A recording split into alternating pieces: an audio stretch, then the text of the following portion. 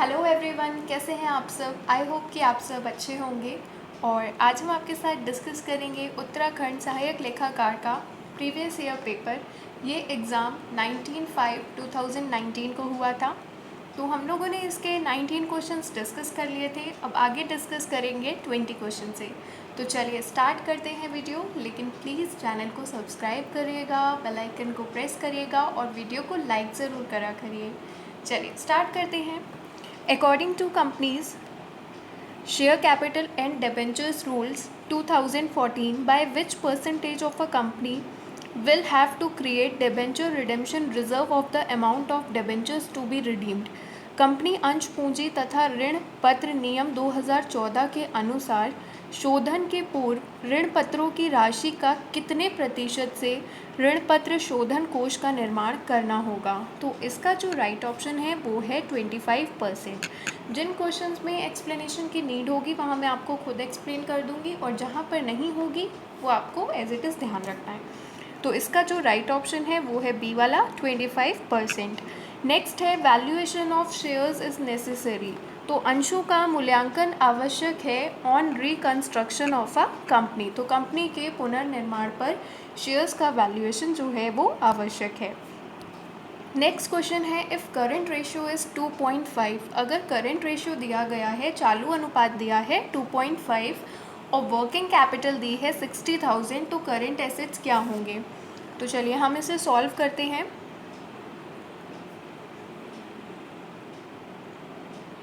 थोड़ा सा स्पेस लेकर इसे सॉल्व करते हैं। आप भी साथ साथ सॉल्व करिएगा। करंट रेशियो दिया हुआ है 2.5। वेट,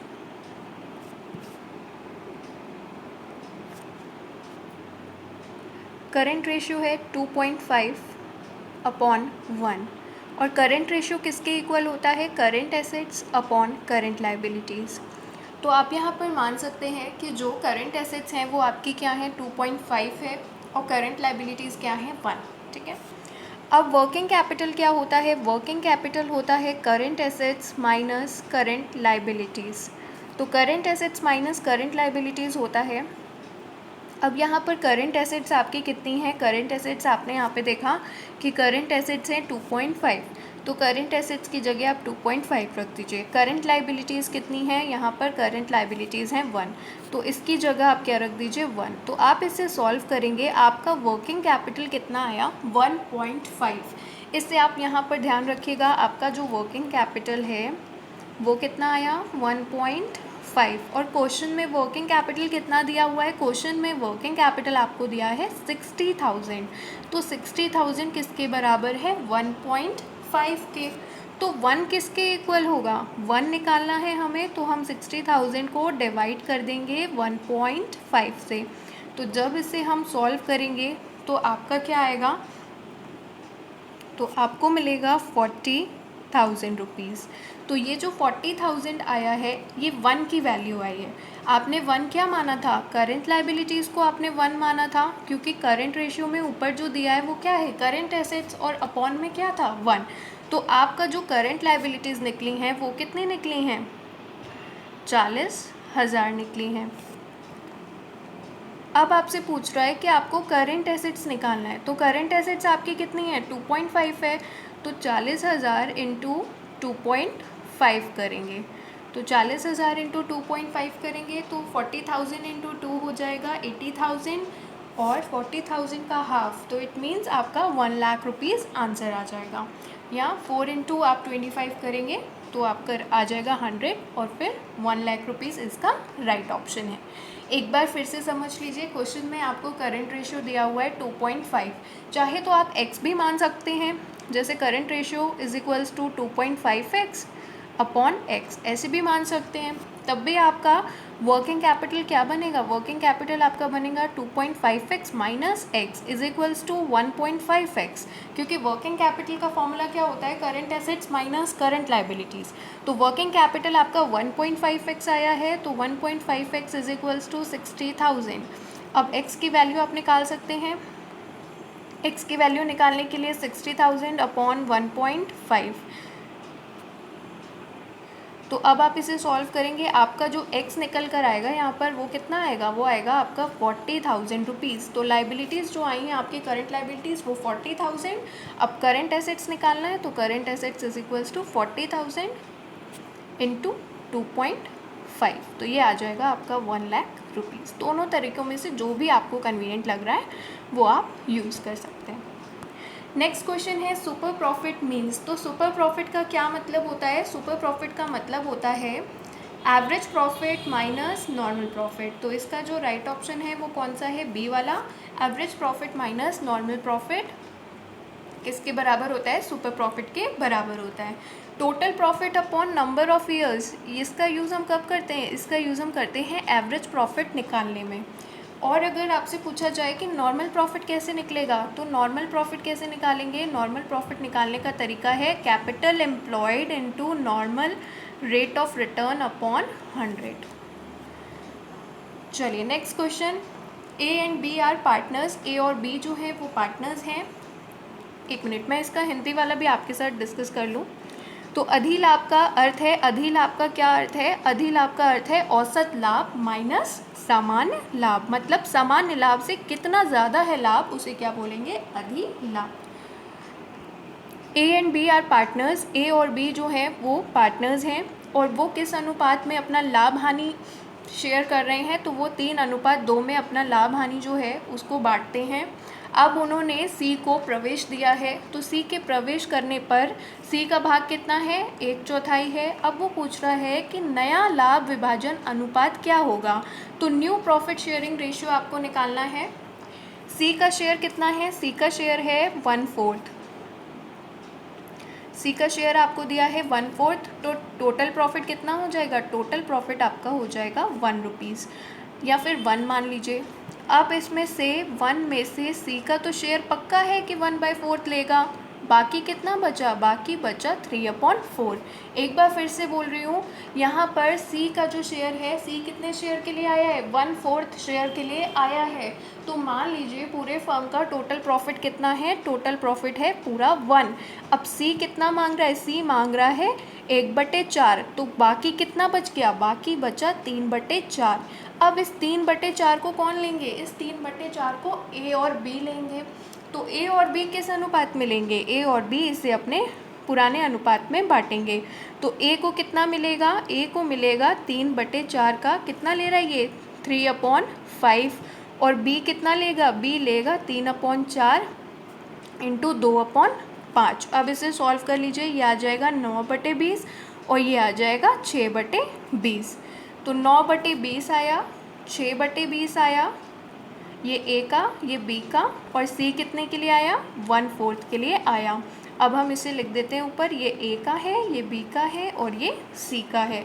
अब इसे सॉल्व कर लीजिए, तो यहाँ पे जब आप इसे सॉल्व करेंगे तो आपका आ जाएगा 9:6:5। तो A ratio B ratio C कितना आ जाएगा? 9:6:5। तो इसका राइट ऑप्शन है डी वाला।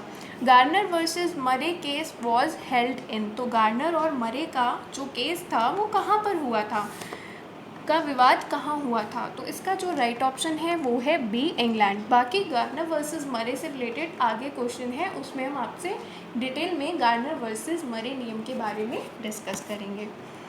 Premium on redemption of debentures. ऋण पत्रों के शोधन पर जो प्रीमियम दिया जाता है वो कौन सा है, मतलब कौन सा खाता है वो? Premium on redemption of debentures. Debentures के टाइम पर, डिबेंचर्स को रिडीम करने के टाइम पर प्रीमियम का भुगतान करना है। तो ये कंपनी के लिए क्या है? एक लाइबिलिटी है, ठीक है। और ये कैसा अकाउंट होता है? पर्सनल अकाउंट होता है। पर्सनल अकाउंट का रूल क्या होता है? Debit the receiver, credit the giver. Next question है on the insolvency of a partner. एक साझेदार के दिवालिया होने पर उसकी पूंजी खाते की कमी को गार्नर बनाम मरे के निर्णय के अनुसार शोधक्षम साझेदार वहन करते हैं। अगर एक पार्टनर इंसॉल्वेंट हो गया है, वो दिवालिया हो गया है, इंसॉल्वेंट का मतलब कि वो अपने डेट्स की पेमेंट अब नहीं कर पाएगा, तो ऐसे केस में जो कैपिटल है उसके कैपिटल अकाउंट में जो डेफिशिएंसी है, डेफिशिएंसी का मतलब कि कमी है, डेफिशिएंसी का उल्टा क्या होगा? सरप्लस होगा। लेकिन यहाँ पर उसकी कैपिटल में क्या है, डेफिशिएंसी है, कमी है। तो उस कैपिटल में जो कमी आई है वो कैसा नुकसान है, वो कैपिटल लॉस है। तो उस कैपिटल लॉस को सॉल्वेंट पार्टनर्स कैसे बियर करेंगे, कैसे बॉन्ड करेंगे।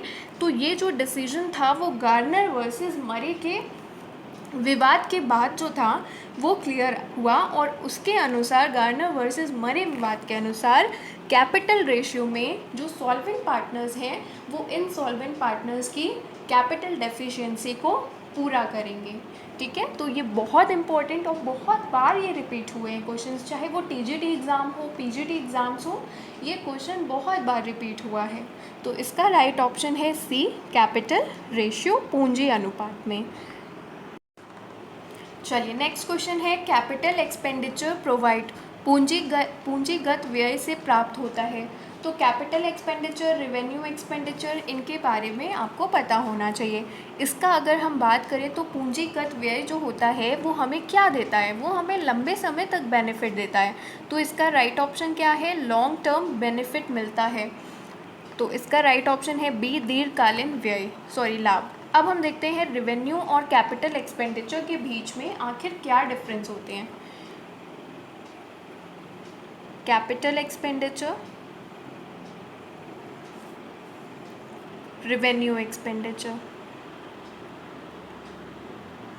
कैपिटल एक्सपेंडिचर वो खर्चा होता है जो एक फर्म खर्च कर रही है, किस लिए, या तो कोई फिक्स्ड एसेट्स को हो सकता है वो एक्वायर करना चाह रही है, या फिर उसकी एग्जिस्टिंग क्वालिटी को इम्प्रूव करना चाह रही है। एग्जिस्टिंग क्वालिटी का मतलब कि सपोज़ आपके पास ग्राउंड फ्लोर का है मकान, और जैसे मैं आपको यहाँ पे समझाती हूँ, ये आपका सपोज़ घर है, ठीक है, ये ग्राउंड फ्लोर हो गया, ये फर्स्ट फ्लोर हो गया, अभी तक आपका बस फर्स्ट फ्लोर तक ही बना है। तो अब आपने इसमें क्या किया, एक और फ्लोर बनवाया।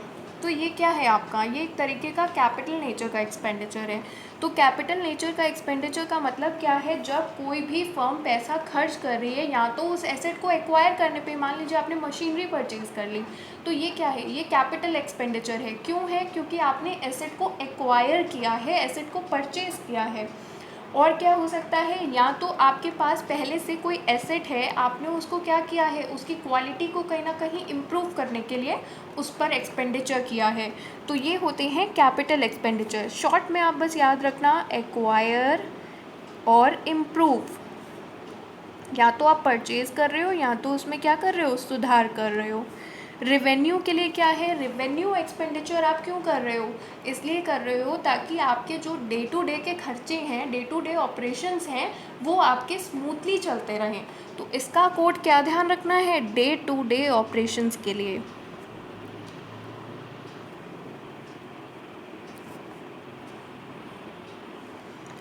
चलिए नेक्स्ट बात करते हैं इनके बारे में, और डिफरेंस देखते हैं।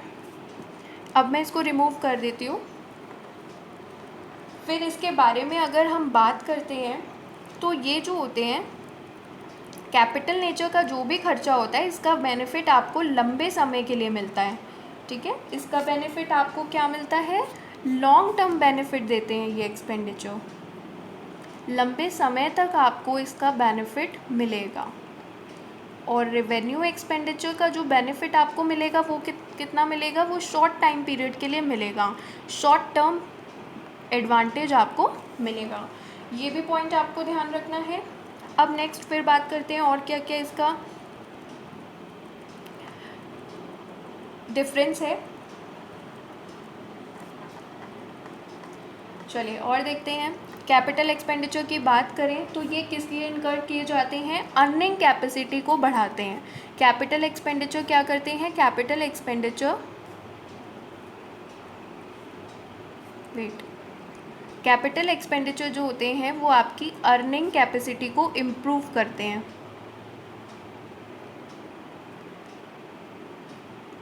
एसेट थी, आपने उसको और ठीक करा लिया, मतलब जैसे कि मान लीजिए कि आपकी एसेट, आपने कोई एसेट खरीदी, मशीनरी परचेज की, तो वो क्या होगा, उससे आपकी अर्निंग कैपेसिटी और बढ़ने लगेगी, अर्निंग कैपेसिटी इम्प्रूव हो जाएगी या प्रोडक्टिविटी बढ़ेगी। तो इनकर्ड फॉर लॉन्ग टर्म के लिए होते हैं और ये अर्निंग कैपेसिटी को बूस्ट करते हैं, इम्प्रूव करते हैं। और रेवेन्यू एक्सपेंडिचर किस लिए होते हैं? ये आपकी प्रॉफिटेबिलिटी बनाए रखने के लिए होते हैं। मतलब कि ये किस लिए? ये आपके डे टू डे ऑपरेशंस के लिए, यहाँ भी आप याद रख सकते हैं, छोटे मोटे खर्चे निपटाने के लिए होते हैं। चलिए नेक्स्ट क्वेश्चन की तरफ चलते हैं। एक कंपनी ने इशू किए 10,000 शेयर्स, 10,000 शेयर्स को इशू किया आउट ऑफ 14,000 अप्लाइड। 14,000 शेयर्स उसने अप्लाई किए थे, लेकिन उसे अलॉट कितने किए गए? 10,000 शेयर्स। एक कंपनी द्वारा निर्गमित 10,000 अंशों हेतु 14,000 आवेदन प्राप्त हुए। अब मिस्टर एक्स जो थे उन्हें 300 शेयर्स मिले हैं अनुपातिक आधार पर। मान लीजिए कि उन्हें अलॉट कितना किया है? उन्हें अलॉट किया गया है 300 शेयर्स। तो उन्होंने कितने शेयर्स के लिए अप्लाई किया है, ये आपको निकालना है। चलिए देखते हैं इसे। 10,000 अप्लाइड, 14,000 यहाँ पर क्या था? अप्लाइड था। और अलॉट कितना किया गया? 10,000 किया गया। अब वो बोल रहा है कि अगर अलॉट 300 करा जाएगा तो अप्लाइड कितना होगा?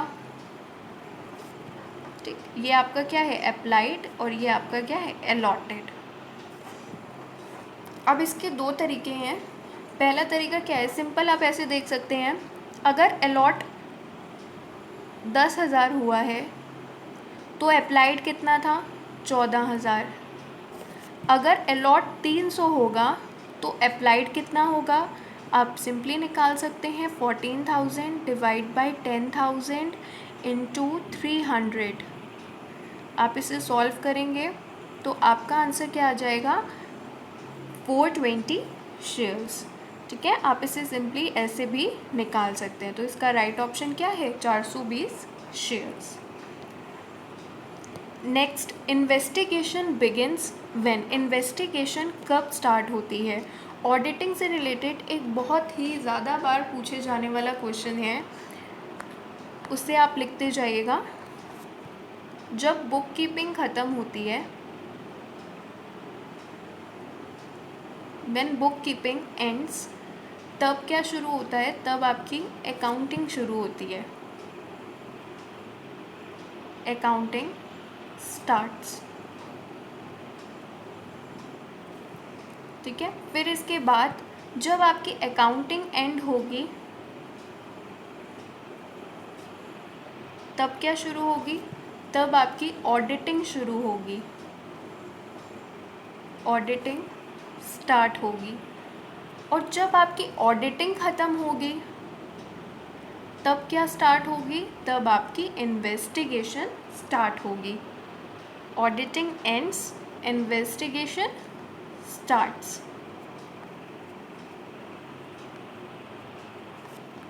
तो इसका जो राइट ऑप्शन बनेगा वो आपका क्या बनेगा? चलिए देखते हैं। Book keeping ends, no. Book keeping end होने पर हम क्या शुरू करते हैं? अकाउंटेंसी शुरू करते हैं। अकाउंटेंसी ख़त्म होने पर तो हम ऑडिटिंग स्टार्ट करते हैं। तो इसका जो राइट ऑप्शन है वो है सी ऑप्शन। अंकेक्षण समाप्त होने पर हम इन्वेस्टिगेशन स्टार्ट करते हैं। ऑडिटिंग और इन्वेस्टिगेशन के बीच में क्या डिफरेंस है? तो चलिए उसे समझते हैं। देखिए, ऑडिटिंग करवाना क्या होता है? कंपलसरी होता है, लेकिन इन्वेस्टिगेशन कराना कोई कंपलसरी नहीं होता है। ऑडिटिंग कौन करवाता है? ऑडिटिंग करता है एक चार्टेड अकाउंटेंट, लेकिन इन्वेस्टिगेशन के लिए कोई ऐसी रिस्ट्रिक्शन नहीं है। इन्वेस्टिगेशन कोई एक्सपर्ट भी कर सकता है। ठीक है, और ऑडिटिंग में क्या होता है? आप सिर्फ जनरल एग्जामिनेशन कर रहे हो, सिर्फ चेक कर रहे हो, क्योंकि आपको ओपिनियन देना होता है ऑडिटर को कि फाइनेंशियल स्टेटमेंट ट्रू और फेयर पिक्चर प्रेजेंट कर रही हैं या नहीं कर रही हैं। लेकिन इन्वेस्टिगेशन क्यों कर रहे हो? इन्वेस्टिगेशन आप इसलिए कर रहे हो ताकि आप एरर्स वगैरह, ये जो फ्रॉड्स हैं बेसिकली, उनको डिटेक्ट कर सको। तो इन्वेस्टिगेशन जो होता है वो स्पेसिफिक होता है और डिटेल में होता है। चलिए इसके डिफरेंसेस थोड़े से लिख लीजिए जिससे आपको रिटेन रहेगा। Investigation, auditing.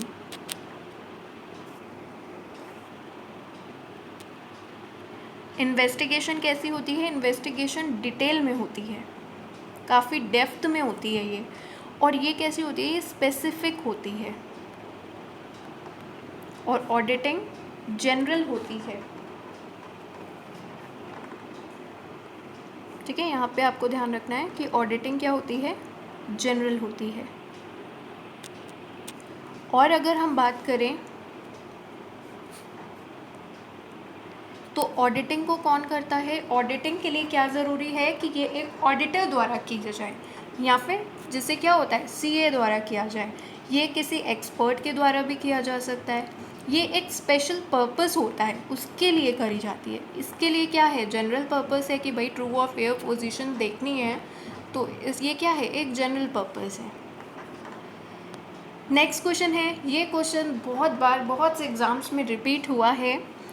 Balance of share forfeiture account after री इशू ऑफ फॉरफिटेड शेयर्स। जब आपने जो शेयर्स फॉरफिट किए थे उसको री इशू कर दिया, उसको री इशू करने के बाद शेयर फॉरफीचर का जो भी शेष बच रहा है उसे आप किस में हस्तांतरित करेंगे, तो इसे ट्रांसफ़र किया जाता है कैपिटल रिजर्व में। लास्ट में एंट्री क्या बनती है, share forfeiture account debit to capital reserve. Share forfeiture की जल्दी से एंट्री रिकॉल करते हैं।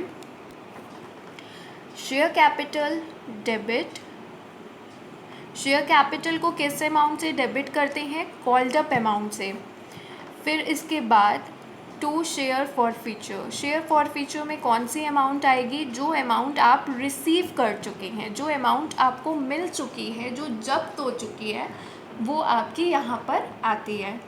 और जहाँ जहाँ आपको पेमेंट नहीं मिल पाई, जैसे अलॉटमेंट का पैसा नहीं मिला तो वो क्या कर देंगे, क्रेडिट। अगर आपको कॉल्स का भी पैसा नहीं मिला तो उसे भी क्या कर देंगे, क्रेडिट। और अगर हम देखें तो लास्ट में फिर री इशू की एंट्री बनेगी। री इशू के बाद जो एंट्री बनती है वो बनती है share forfeiture debit to capital reserve account. Share forfeiture का बैलेंस कैपिटल रिजर्व में क्या किया जाता है, ट्रांसफ़र किया जाता है। तो इसका जो राइट ऑप्शन है वो है B, capital reserve. Next question है, which method of cost accounting is used in hospitals. Cost accounting के मेथड से रिलेटेड क्वेश्चंस भी बहुत इम्पॉर्टेंट होते हैं। जैसे कि पूछ रहा है कि कौन सा मेथड कॉस्ट अकाउंटिंग का आप हॉस्पिटल्स में यूज़ करते हैं। तो हॉस्पिटल्स में जो आपका मेथड यूज़ होता है वो होता है ऑपरेटिंग कॉस्टिंग।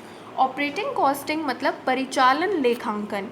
इसका यूज़ आप सर्विसेज में करते हो, जैसे होटल्स हैं, ट्रांसपोर्ट है। तो वहाँ पर अगर आपसे पूछा जाए, थोड़ा सा और डिटेल में देखते हैं, ऑपरेटिंग कॉस्टिंग आप कहाँ यूज़ करते हो, सर्विस में। कौन कौन सी सर्विस में, जैसे कि आप ट्रांसपोर्ट की बात कर लो, होटल्स की बात कर लो, और हॉस्पिटल्स की बात कर लो,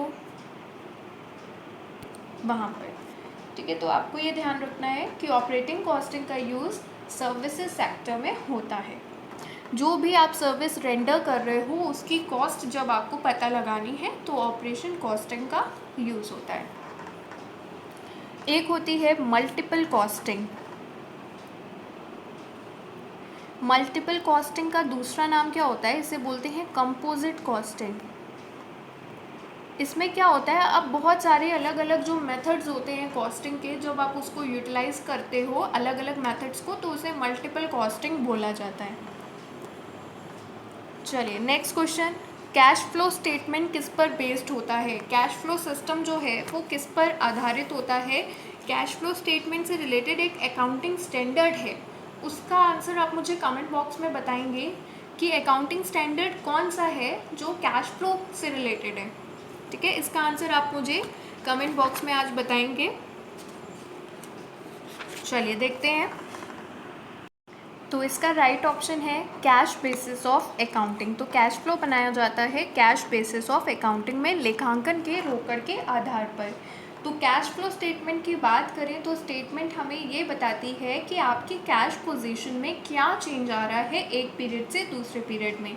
यहाँ पर कैश का मतलब क्या होता है, कैश और कैश इक्विवेलेंट्स। तो ये हमें बताता है कैश की पोजीशन कि कैश इनफ्लो और कैश आउटफ्लो से रिलेटेड कैश फ्लो स्टेटमेंट के बारे में पता चलता है। जहाँ पे फंड फ्लो स्टेटमेंट की बात करें तो फंड फ्लो स्टेटमेंट हमें वर्किंग कैपिटल में चेंज के बारे में बताता है। Fund flow statement accrual basis of accounting पे बनाया जाता है, ये ध्यान रखिएगा। एक्रूअल बेसिस पे बनाया जाता है फंड फ्लो स्टेटमेंट, और कैश फ्लो जो बनाया जाता है वो कैश बेसिस ऑफ अकाउंटिंग पे प्रिपेयर किया जाता है। Next, minimum wage is guaranteed इन, तो मिनिमम वेज जो गारंटी किया जाता है वो रोवन प्रीमियम स्कीम पे किया जाता है। यहाँ पर जो वर्ड है दैट इज़ गारंटीड, तो गारंटीड किस में है? रोवन प्रीमियम स्कीम में। चलिए नेक्स्ट क्वेश्चन की तरफ चलते हैं। If the opening capital is 60,000 rupees, यदि आरंभिक पूंजी आपको दी है 60,000 रुपये और ड्राइंग्स दी है, आहरण दिया हुआ है 5,000 रुपये, एडिशनल कैपिटल इंट्रोड्यूस करी गई है साल में 10,000 रुपये, क्लोजिंग कैपिटल जो है अंतिम पूंजी दी गई है 90,000 रुपये, तो आपको ये बताना है कि वर्ष के दौरान अर्जित लाभ क्या होगा। पहले बात करते हैं कि ये किस चैप्टर से पूछा गया क्वेश्चन। तो ये जो चैप्टर है वो है अकाउंटिंग फॉर इनकम्प्लीट रिकॉर्ड्स। तो इसका हम आपको फॉर्मूला बताते हैं। ये फॉर्मूला आपको थोड़ा सा ध्यान रखना है, उसके बेस पे ये पूरा क्वेश्चन क्या होगा? सॉल्व हो जाएगा। सबसे पहले आप कैपिटल लेंगे जो एंड में है, क्लोजिंग कैपिटल, क्लोजिंग कैपिटल। फिर इसके बाद आप इसमें क्या जोड़ेंगे? आप जोड़ेंगे ड्राइंग्स।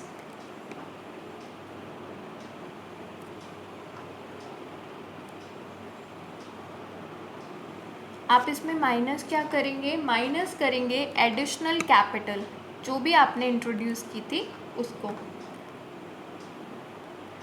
फिर इसमें माइनस करेंगे ओपनिंग कैपिटल,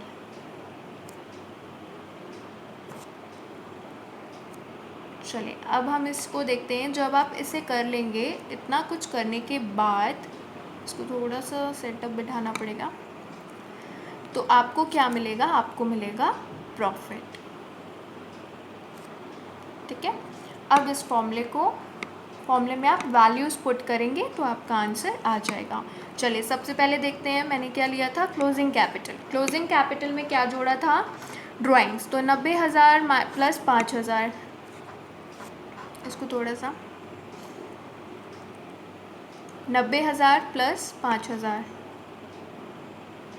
अब इस 5,000 ये हमने करा। अब माइनस की चीज़ देखते हैं। माइनस का क्या है? Additional capital.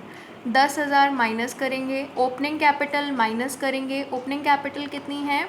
ओपनिंग कैपिटल है 60,000, तो आपका प्रॉफिट अब आ जाएगा 90,000 प्लस 5,000 95,000, 95,000 माइनस 10,000 आपका क्या हो जाएगा? 85,000, 85,000 माइनस 60,000, तो 85 माइनस 60 करेंगे तो आपका क्या आ जाएगा? आपका आ जाएगा 85,000 माइनस 60,000, तो आपका आ जाएगा राइट ऑप्शन सी, 25,000 रुपये। चलिए नेक्स्ट क्वेश्चन देखते हैं। Which of the following would result from a decrease in the provision for bad and doubtful debts, इनमें से क्या होगा अगर आपका प्रोविज़न जो है डाउटफुल डेट्स का वो कम हो जाएगा। ठीक है, तो इसमें क्या होगा? अगर मान लीजिए कि अगर आपने प्रोविज़न को कम कर दिया तो इसका मतलब क्या है? आपके पीएल अकाउंट का जो डेबिट बैलेंस है वो क्या हो जाएगा? कम हो जाएगा। तो जब डेबिट बैलेंस आपका कम हो गया तो इसका मतलब क्या है? प्रॉफिट ज़्यादा बाकी रहेगा। या फिर अगर प्रोविज़न को छोड़ के आप कोई भी एक्सपेंस, ध्यान रख लीजिए, अगर आप कोई भी एक्सपेंस कम कर देंगे तो प्रॉफिट क्या होगा? बढ़ जाएगा, क्योंकि डेबिट बैलेंस कहीं ना कहीं क्या हो रहा है? कम हो रहा है। तो ऑब्वियस सी बात है आपका प्रॉफिट क्या हो जाएगा? इंक्रीज़ हो जाएगा। ग्रॉस प्रॉफिट का तो यहाँ पर कोई लेना देना ही नहीं है। तो इसका राइट ऑप्शन है ए वाला, an increase in net profit. Where demand forecasting is difficult, जब डिमांड फॉरकास्ट करना बहुत मुश्किल हो जाता है तब कौन सा बजट तैयार किया जाता है? तो मेरे हिसाब से इसका जो आंसर है वो सेल्स होना चाहिए, क्योंकि सेल्स बजट ऐसा होता है जिसे फॉरकास्ट ईजिली नहीं किया जा सकता, और सेल्स फॉरकास्ट जो होता है वो और सब बजट्स के लिए एक बैकबोन की तरह काम करता है।